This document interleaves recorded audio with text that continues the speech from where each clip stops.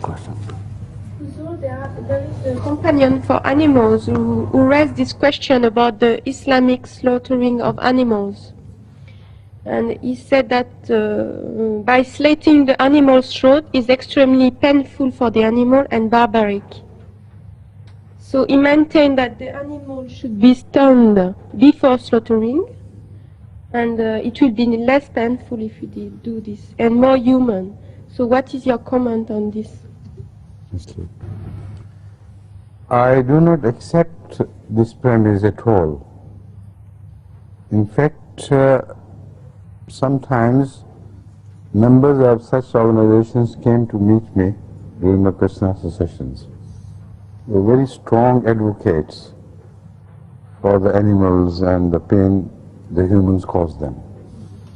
And when I explained the thing to them, they agreed without exception that the Islamic system is the correct one. You see, when you stun an animal, the situation of his brain, the animal's brain, is similar to a person who is suffering from, some internal torture, mental or physical, because of cancer, etc., and who is heavily doped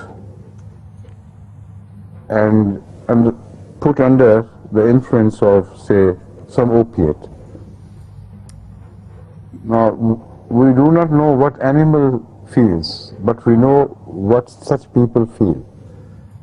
When they return to consciousness, they always tell that although they could not express their feeling of great pain and suffering, but deep inside, during that so-called sleep, they were so restless that the brain was constantly suffering.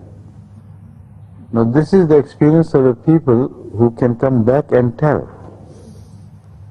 Animals can never return to tell what they felt. But their mental state under this stunning blow is very similar to that caused by opiates to humans. This is, in the view of this human experience, we can positively reject the claim that by stunning you by stunning you remove all possibilities of animal suffering. It's not true. The only way the brain can be really stunned without feeling anything is by sharply cutting the blood supply to the brain. While in the state of this, this drug state, neither the blood supply of animals is cut off nor that of humans is cut off.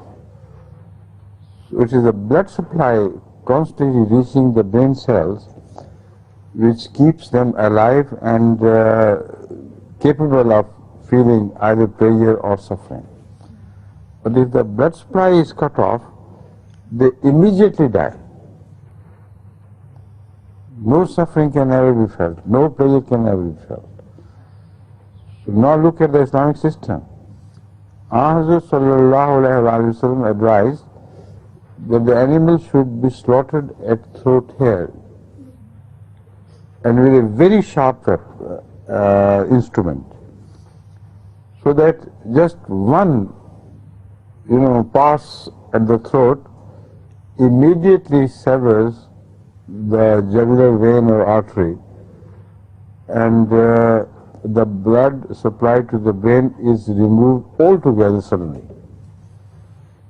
The prick that the animal will suffer from will be just that sharp passing movement, and maybe before he can suffer, the blood supply will be cut off anyway. So this is the true position, and as I have told you, it in so many words to the advocates of animal suffering, etc., they were compelled to agree. They had no way out, but they had to agree that this is the correct system and no better system can be devised. Now you should remember that Ahmad sallallahu alaihi wasallam strictly forbade to cut off animals before doing this to them. People before in Arabia used to even slice pieces of animals while they were still alive. That was cruel. So such cruelty is forbidden by Rasulullah sallallahu alaihi wasallam in all forms. The only way is this, which I have just described to you.